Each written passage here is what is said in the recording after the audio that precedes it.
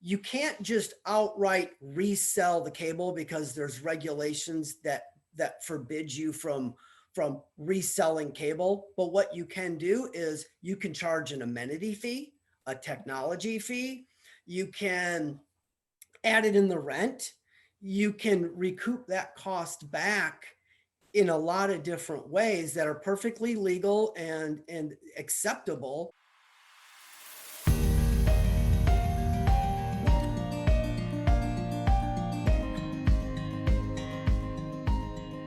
Hey guys, welcome back to Ask Me How I Know. I'm so grateful to have you here. If you have not already liked, reviewed, subscribed, all the bells and whistles, I would greatly, tremendously appreciate if you did that. And I usually don't say that in advance, but I have a future podcaster coming on with me and someone who's going to give us a lot of information.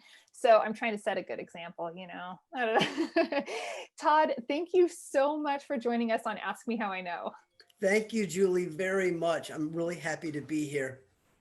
I am really excited because Todd has this business that when he and I met over on LinkedIn and we started talking, in fact, I looked back at our message and I think my message to you said something like, how do you make more money Right. for people? You know, the way you had something phrased on LinkedIn just totally sparked my curiosity, which led to this very intriguing conversation. And I could tell this was a rabbit hole that needed to be recorded for everyone to hear. Right. Right. So can you tell us a little bit or a lot, however much you want, about Okay. what do you do? What magic wand do you have? Right. So how much time do we have? This is what, half hour, 45? Listeners, are we going to go for 2 hours today? Right. We're going to set a record, right? Right. Well, first of all, I guess my DM worked, right? Because, you know, we're here talking and it did pique your interest, but That's yeah. it. Well, hold on. That's a really good point for the listeners. If you're Yes. over there on LinkedIn or a social media platform, that is you. I think when we connected, there was a DM that was sent and they Yep. don't all work. Trust me, they don't all work. No, and that's a really big thing, not only with just LinkedIn, but I just want to preface this by saying I want to teach people what I know because there's so much information that there's still a lot of customer education in this space. And just trying to start that dialogue with people is important. So regardless of what you sell or whatever service or product you have, if you're trying to sell bottles of water, strike up a conversation with somebody first, get that right to kind of talk to them. It goes a lot further and you might end up being on a podcast. Right? Exactly. And now, but what's great about this is that when it comes from a position of sincerity, and I think you and I are very kindred spirits in, we both Yes. have something that we represent that we really believe is beneficial to people. And mine is, passive investors and how I can serve and help them. And you have your product, you're going to just tell us all about in a moment. And when you truly know that you have something that is going to help people, it's no longer sales. It's a matter of, please give me a moment to teach you about this because I know it will help you. Yeah, even if it's a little tidbit or some sort of strategy that you can take and implement it right away. You might not see immediate results, but it'll hopefully pay off. But yeah, so I've been in the cable industry for 30 years. I started in 1989, so that kind of dates me, and pretty much worked in sales and marketing throughout my career, primarily in cable. That's pretty much what I know. And most of that, probably 20 years of it, was spent in the multifamily side. So in the cable industry, Charter, Comcast, I worked for Charter mostly, AT&T. You have your commercial customers, right, where you target businesses, but on the residential side, they split it up into single family and multifamily. They call that SFU and MDU. Those are the acronyms, multi-dwelling unit. So I spent a majority of my career selling and marketing and serving the multifamily space, the MDU space. And primarily what that was is negotiating and establishing agreements, right of entry, telecom agreements, bulk agreements. They go by a lot of different names, but those agreements we would negotiate between us and the property owner. They may be owned one property, could have been a mobile home park, could have been a portfolio of, thousands of properties. So it really varies. And in the multifamily space, that dwelling is defined as, could be assisted living and nursing homes. So your senior properties, your student properties, could be just a small 28 unit apartment complex, mobile home parks, gated communities, and we could talk about those. And gated is a figurative term. It doesn't mean that there's literally a gate. Right. Right. It's a private community is what it means. So there's an HOA, a homeowners association, that's going to govern that. And the reason being, Julie, is it's all private property, and the owner owns that property, or there's a group of investors, right? And you work with passive investors, and they pool their money together and they buy an asset, and they form an LLC and they invest in that property. And there should be an agreement in place between the provider or providers, could be multiple providers, and the owner, the ownership entity. But I love this space so much. I mean, it's all I really have ever known. And it's so exciting. And just kind of even learning a little bit about the investing side from yourself. You've been a great resource, and there's a lot there too. But the multifamily space is just fascinating. There's just so many different facets to it. So I just want to teach your listeners what I know, and the little bit of time that we have, and maybe give them some nuggets that they can take away and help secure their asset. It is amazing, because not only can you serve the residents in a really profound way just by having these amenities there already. Mm-hmm. I mean, it's a benefit on multiple levels. So can you tell me and we're talking about bundling up our amenities. Can we go into, let's be really specific, because I think this is really new to a lot of people. And so let's start with, what are we bundling? Okay. Well, in some cases, we're not even bundling anything. So let's start at the kind of the high level 30,000 foot view. So you own a property, and you actually do own multifamily properties, right? And your listeners, right, who are tuning in, either are going to be purchasing, or they actually own multifamily properties. You want to have, because it is private property, you have the legal right. And you could have a property that the cable company, they've always been serving us, just let them come in and serve. I don't want to cause any ruckus, and I just want my tenants to be happy, and blah, blah, blah, and, whatever. And I'll, go about my business.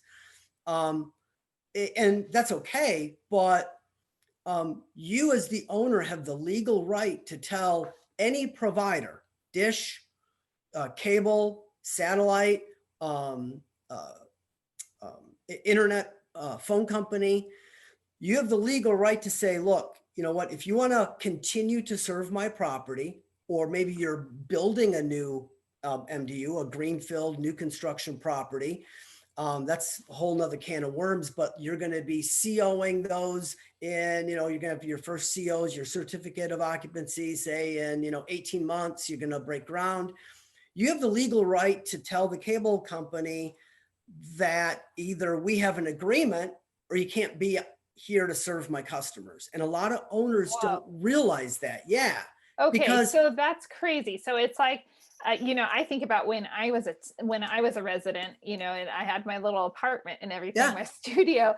I think I had to go and make an agreement with whatever Comcast, to have cable, which I don't even know why I had it. Right. Because I never watched it. Anyhow, you're paying for it. You never watch it, right? But all that to say, it would be better that the owners could have simply made an agreement with one company. And I, as a resident, that would have been my choice. Absolutely. Yes. Okay. So in the telecom agreement world, you have what are called just right of entry or access only agreements. And then you have bulk agreements, which is the owner purchasing bulk video, bulk internet, and providing it as an amenity to their property. But both of those, either scenario, require the provider to sign a long-term agreement, and that's what the owner should be negotiating. It maybe it's a 5-year term, could be a 7, 8, 10-year term, whatever they can negotiate with the provider in exchange for that provider. Here's probably one of the best analogies. Well, maybe it's not, maybe it's a stupid analogy because I'm an analogy guy, but you own a highway and you've been letting the cars drive on the highway forever and ever, and you're not charging a toll. And all of a sudden you're like, you know what, but they're ripping up the roads and, they're causing a lot of damage, and, we have to repair the roads. So we're going to put up a toll booth, and we're going to charge 50 cents a car every time they go through and they drive on the road. As a property owner, you're essentially kind of doing that same thing. You're getting an easement. Ultimately, what you're doing is you're letting the cable provider or the phone provider access to your property via an easement. So they're going to cross your property. It's a parcel of land. Sometimes those easements get recorded with the Register of Deeds office. Some do, some don't. It kind of varies by provider. So you want to, kind of do your homework there. But does that matter? Well, it can, and I guess it depends. Some owners get kind of freaky over that because now you have a recorded easement at the Register of Deeds office. And when they go to sell the property, then, you have to disclose if you have any agreements, and the buyer should, in their due diligence checklist, be checking to see if they're, and that's not just telecom agreements. It could be waste agreements. It could be, laundry, snow plow, if you live in the northern climates, whatever. But those agreements can, I've never seen it cause where an owner was not able to sell a property. So owners get a little kind of skittish immediately when they see it, but the likelihood that it's going to cause any issue, it's better to have the agreement in place than to not have one at all, for fear that you're going to have it recorded. And some of the providers don't record them, and some do. So that's where it depends on kind of where your property is located. But at the end of the day, you want to have that agreement in place.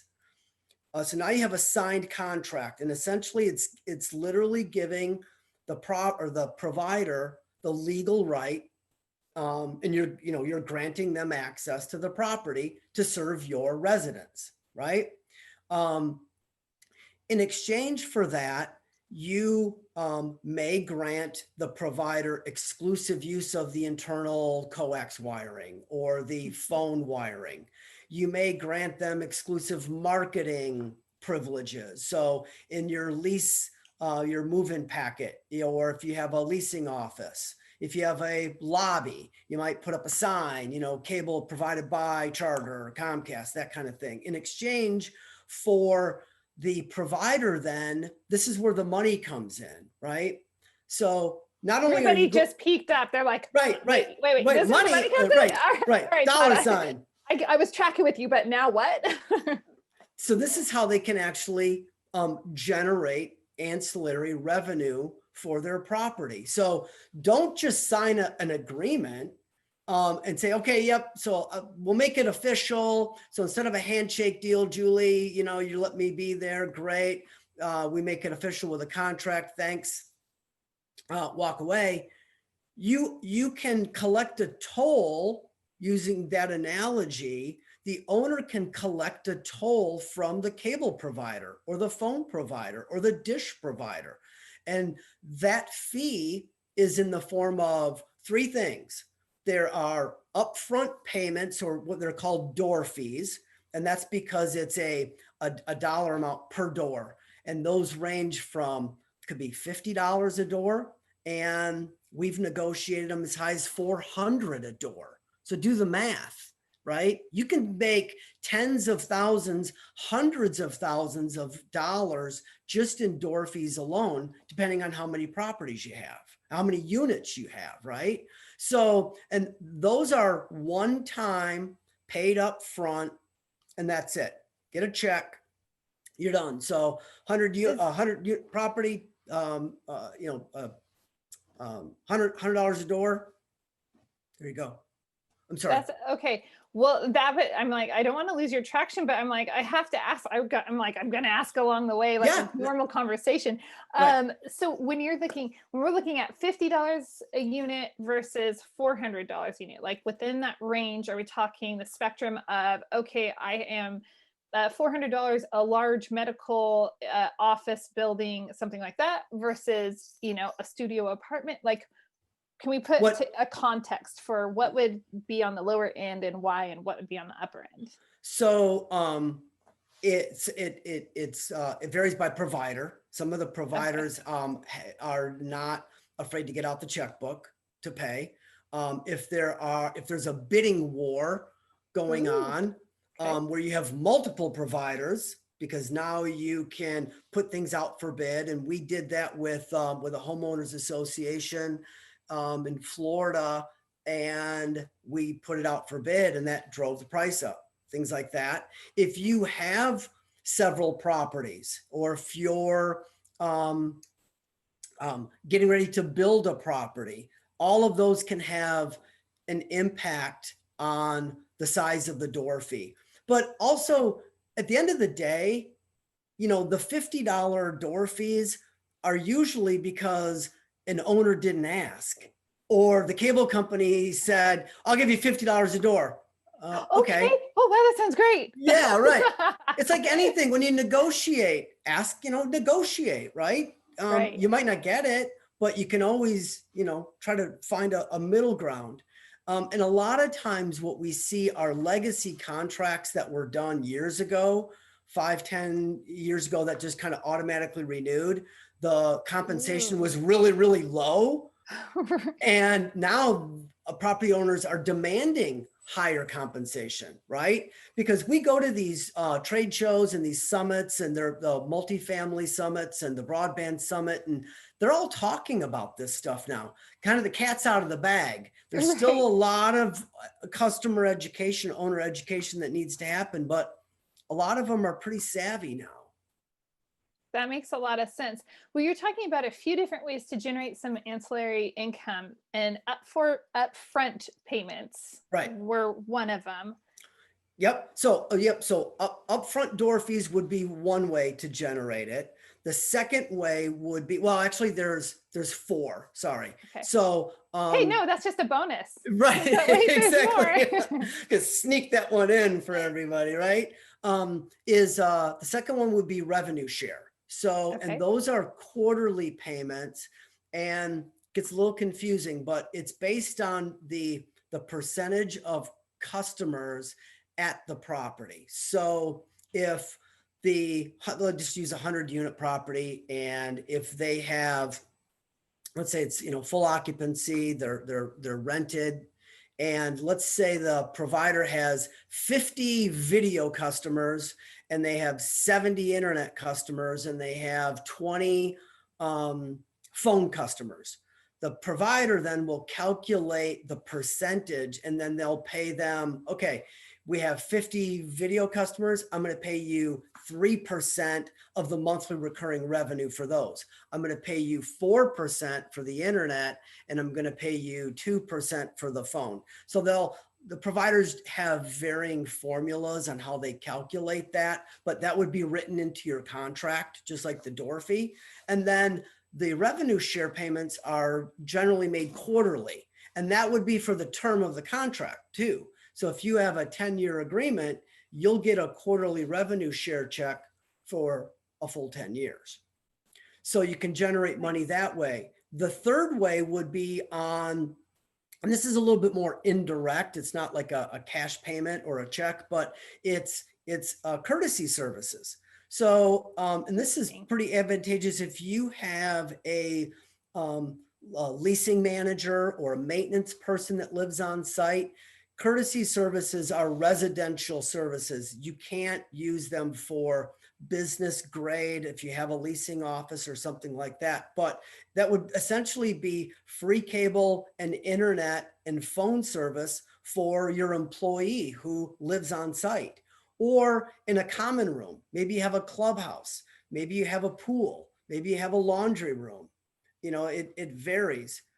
You That should makes be, a lot of sense. yeah, you should be asking and demanding and negotiating complimentary services. Generally, you only get one or two. They're not going to give you five, but you ask for it You if you never don't you ask. never know. Let me ask you this. So Todd, let's just say I have some sister, complexes, maybe a 30 Yep. units here and 25 units there. If I negotiate on both of those at the same time, oh, I love the two thumbs up. So I can really work that in an advantageous way.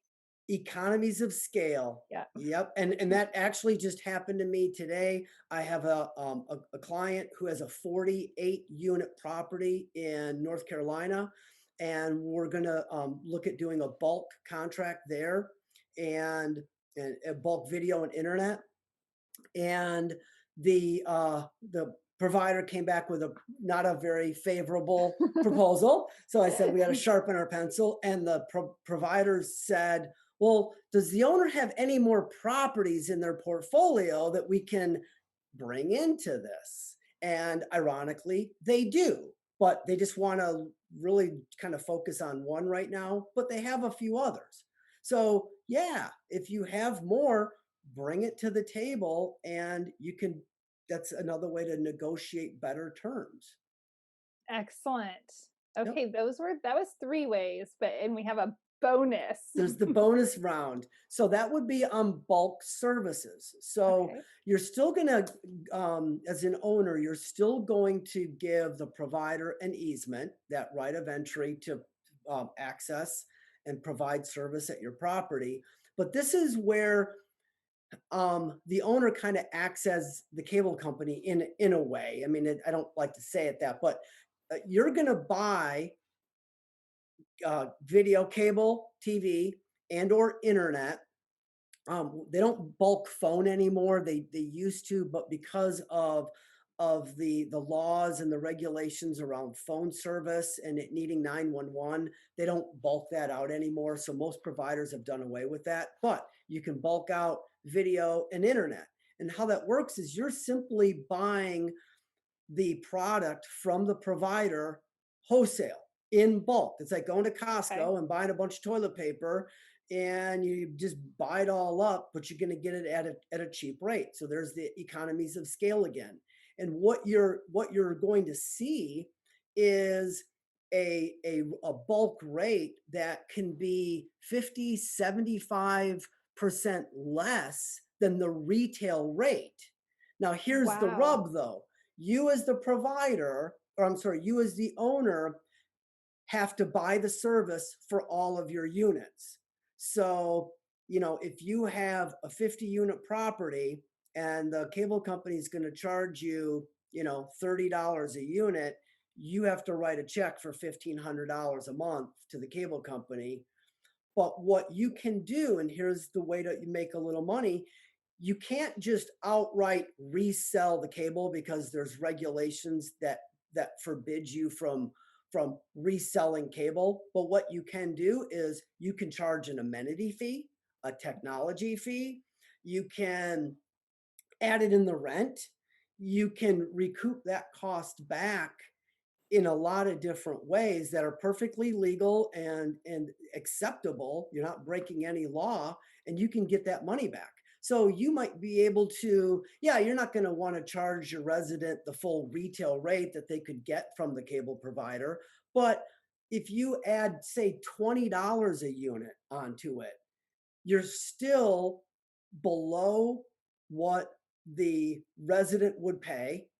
You can advertise that you have cable, right, at your property, maybe if you're going to eat the cost or not. but more importantly, it's you're creating a real turnkey environment where that resident just moves in, cable's already there, internet's already there. They don't have to worry about it. They don't have to monkey around. You're now creating a situation where your property is more attractive than the property down the street. And then don't forget, on top of that, you can still get the upfront door fee. Revenue share you wouldn't get because they're going to pay, the provider's going to pay on you trying to increase the penetration. You're already going to have 100% of all the residents have the service, Sure. so they're not going to pay you for that, but you can get the complimentary services as well. So bulk is really a very kind of um, uh, people tend to look at it and think, well, oh gosh, it's a hassle and I don't want to deal with it. But property owners can really make a lot of money at it.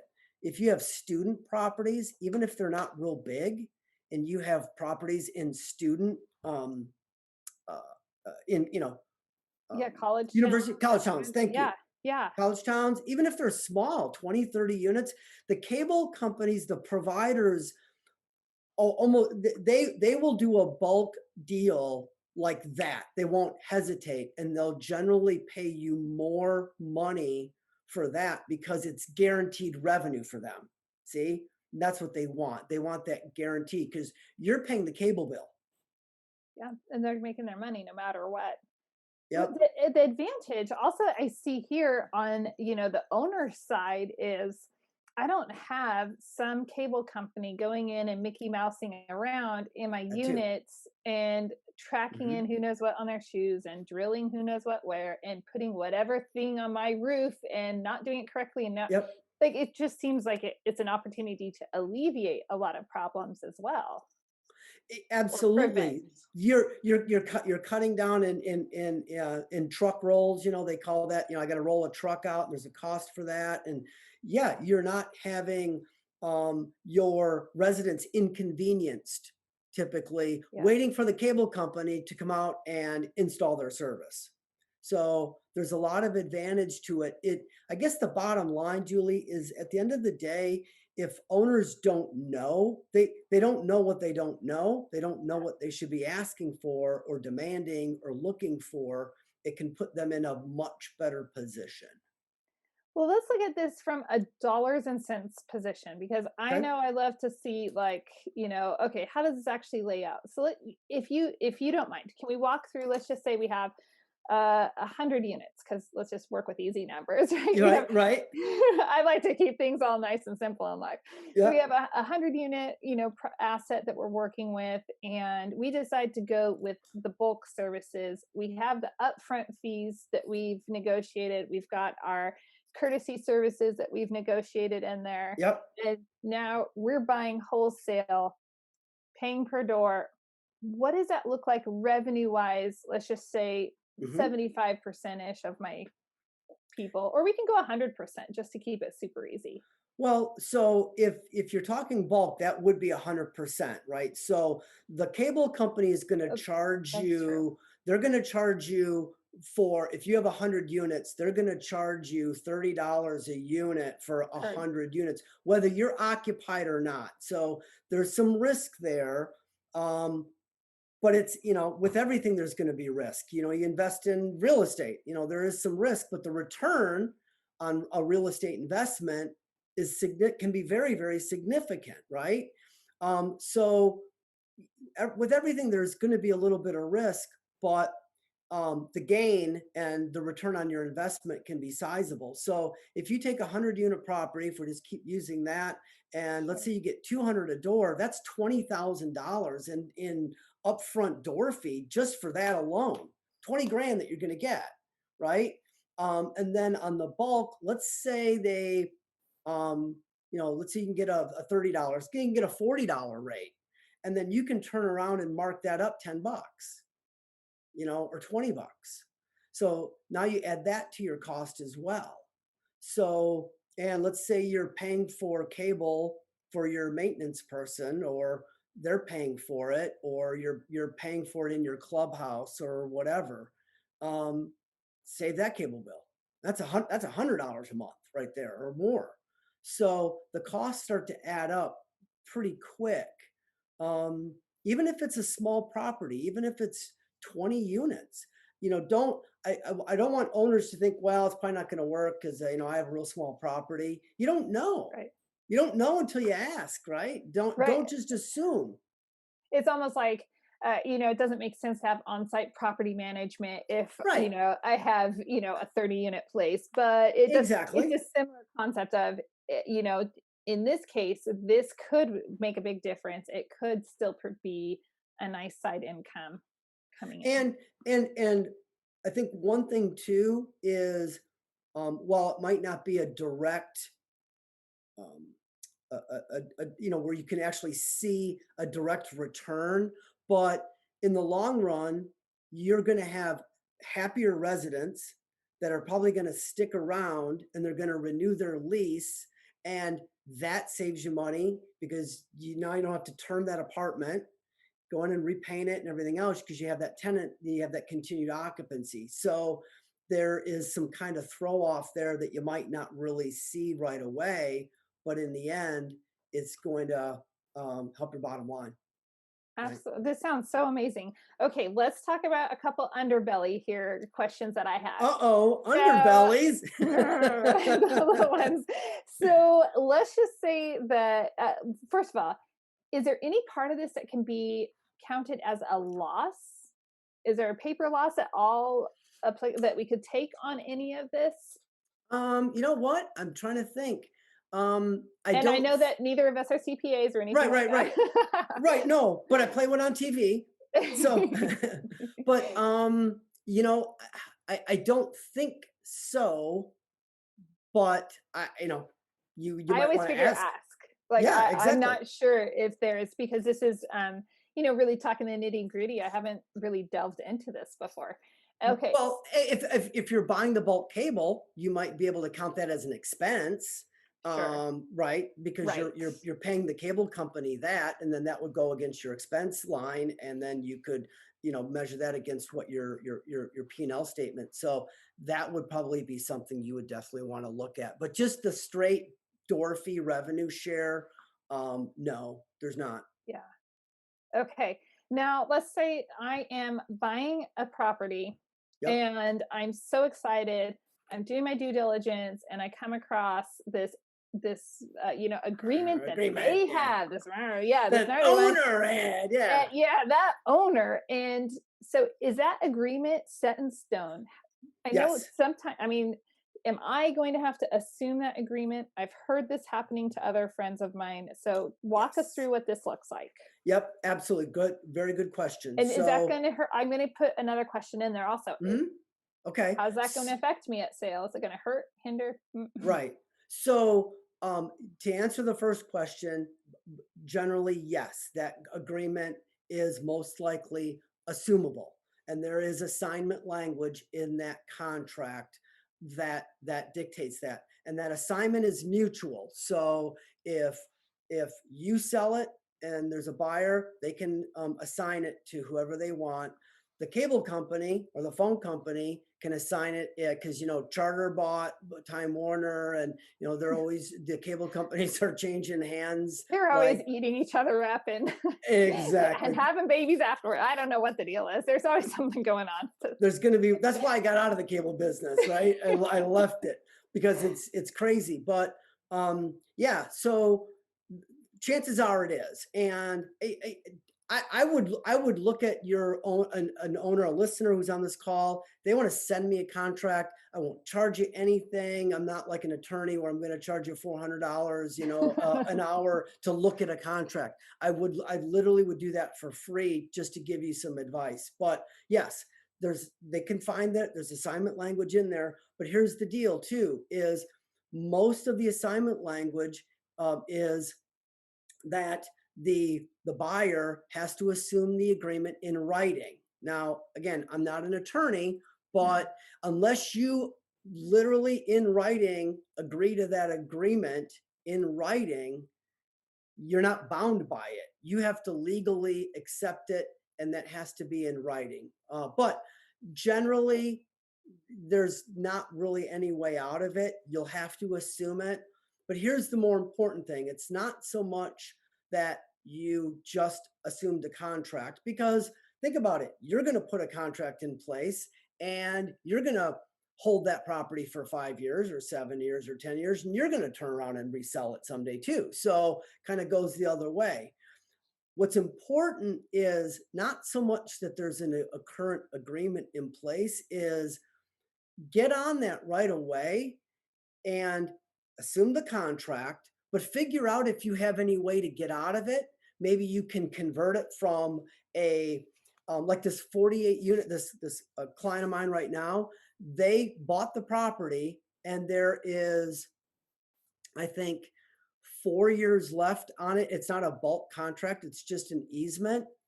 But, and there's really nothing they can do if they want to just leave it a non-bulk agreement.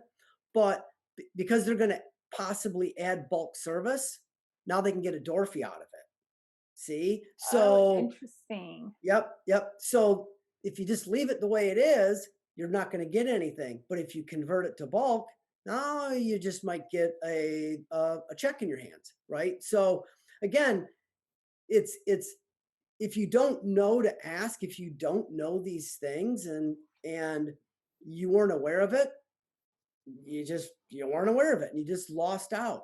The other thing is most providers will start renewing the agreement around 12 to 24 months before that agreement expires. So every agreement will have a initial term and then it will have an a renewal term. And sometimes they automatically renew, just like anything in life. My alarm contract was getting ready to auto renew with CPI. So I sent them a termination notice. Didn't mean that I don't want to renew, but I wanted to stop it from automatically renewing for another year. So I had a chance to step in. So that's another thing, is owners, just because you send the cable company, and I have a form letter I could just give somebody if they wanted it. I'll give it to them and they can just change the name and everything. They can have it for free.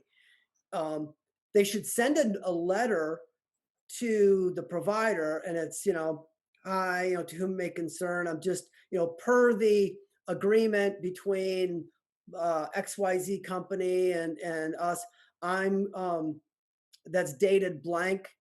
I'm hereby giving you notice that this contract will not renew, right? We hope that we are able to come to terms on a new agreement, blah, blah, blah, blah, blah. But at least they put the notice out there.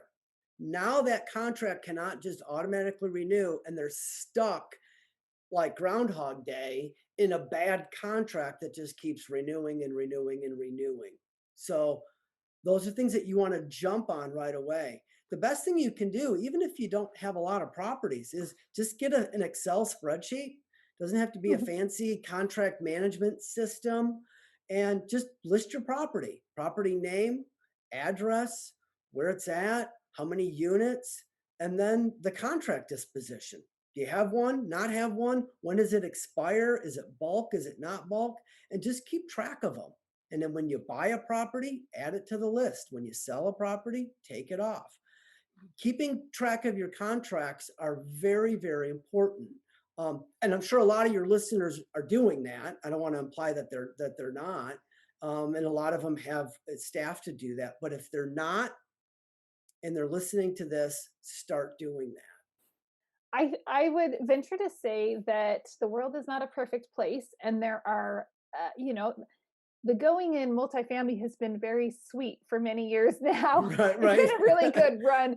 And what I learned when I was in residential real estate is when it's really sweet and a smooth run, you get some people that maybe don't keep everything organized, neat, and tidy, Right. and they might come to some pain points. And so that is very sound advice. Yeah, just try to be organized as much as you can with everything else, and all of your agreements. Not don't have to do just telecom agreements. Keep track of that stuff so that way it doesn't come back to bite you. Because it will. Mm-hmm. It absolutely will. Wow, Todd, this is so amazing. I'm not even gonna kid. I'm not even kidding you. Usually, I have a list of notes that I have kind of an idea of what's going on, with who I'm, Right. getting to share space with. This time, I'm like taking notes. I'm like, and I take notes while people are talking too. But still, I really appreciate everything, and I know that there's so much more. And so, sweet listeners, please know that this is still a high level view, and there are a lot of other fine details that would serve you individually, in a full other Mhm. capacity. And that's why you want to take the time to reach out to somebody like Todd and say, Todd, what do you think? How can you help me? So, how can Yeah. you help people who are in this, who want to go this route? Where do you come in? So, first of all, and I mean this sincerely, I want to teach people. Um, we have a consulting business, but if they just have a question, they're more than welcome to send me a contract, send me a question, and I'll answer it. I'll just give you some advice for free. I'm not going to charge you anything. If I can give you that template letter that I talked about, termination letter, it's not fancy, it's not legal. I'll give them that. But beyond that, if they want to engage us, we'll even review their portfolio. If you have several properties, send us your portfolio list. If you put it into a spreadsheet, send it to us. If you have copies of your contracts, I'll be able to tell you what you can and can't do. If you have some wiggle room, or you have a way to generate some ancillary revenue. And again, I won't charge you for that. Honestly, I won't. There's no catch 22. There's no, small disclaimer language down here at the bottom of the screen, because I want to help people. And, you know, it all comes back, right? It's karma. But yeah, if they can reach me at T Thorpe at MDU Consulting Group.com. That's my email address. Our company is MDU Consulting Group. Find us on the internet, mduconsultinggroup.com. And I will Yeah. have links in the show notes. So I know sometimes I have a hard time writing things down. So listeners, don't worry about writing it down. You're probably working Right. out or driving. So just know you'll be able to click down in the show notes and make your life a lot easy, because I like to make life easy. But Oh, yeah. it's also good to hear it. I'm a, hear it, write it, Right. see it, It all of it. reinforces it. Yep. Yeah, exactly. It's so important. Are there any final gems that you would like to leave the listeners? I would just say start to do, hopefully you found some takeaways here. If nothing else, we gave you something to think about, and that you'll be looking for if you're getting ready to buy a property. But just take the time to kind of look ahead if you're getting ready to purchase something, and look at what you currently have right now, and make sure you kind of have your ducks in a row. That's where I would start, and give any property owner, whether you have a small property or you have a large portfolio, if you're not doing it, start doing it. Look into it. At the very least, Todd, I'm thinking about, anytime you're going into a more difficult economy, as many are Yep. suggesting that we are going into, and it makes total sense. We're Yep. overdue anyway. Um, there's all of my opinions, right? Gee, Julie, be quiet a little bit. Don't tell us what you really think. Did I just say that out loud? Oh, I think people are used to it by now. Like, oh, yep, she'll Right. just say it. But I mean, this is a great way to remain competitive, and Yes. it could potentially turn into a vicious, very Yeah. competitive world out there when it comes to multifamily, and this might be something that just sets you apart and helps stabilize your property or keep it stabilized. Just one thing I will add to this too. I thought of another gem is, having a contract kind of puts the provider on notice. They can't just get away with anything either. And trust me, I was in the cable business for a long time, and there's shoddy workmanship. There's wires hanging all over the building, and they should clean that stuff up. They should make sure the lock boxes are locked up. They should clean up wiring, and if you don't have an agreement, it's kind of hard to argue that point, right? So That's a really excellent additional gem. I love it. Yeah. Todd, Well, I was looking forward to our session today. I was looking forward to learning about more, and having you explain this, but I'm so grateful for your time, your willingness to help educate and to share that with the world. it Thank you was so much. my pleasure, Julie. Thank you so much. And listeners, I hope that you reach out to Todd if you have any questions, and hit him up for that free form letter that he has. Again, it's not an attorney approved or anything like that, but a starting spot is pressing easy in life, and you have lots of other things to do, so just press easy. There you Make go. sure you reach out to him and find out how he can serve you, and the rest of your day and week, go find your freedom. Thanks so much for joining me for another episode of Ask Me How I Know. This episode was brought to you by 3 Keys Investments. They are dedicated to helping people like you, you, my awesome listeners, develop passive income and legacy wealth through multifamily investing. Feel free to check out their website, 3keysinvestments.com, to see if there's an offering that will help your portfolio grow and meet all of your needs. If you haven't already rated, reviewed, subscribed, liked, all of those bells and whistles, I would be absolutely honored if you would do that for Ask Me How I Know. Thanks again, and go make it a great day.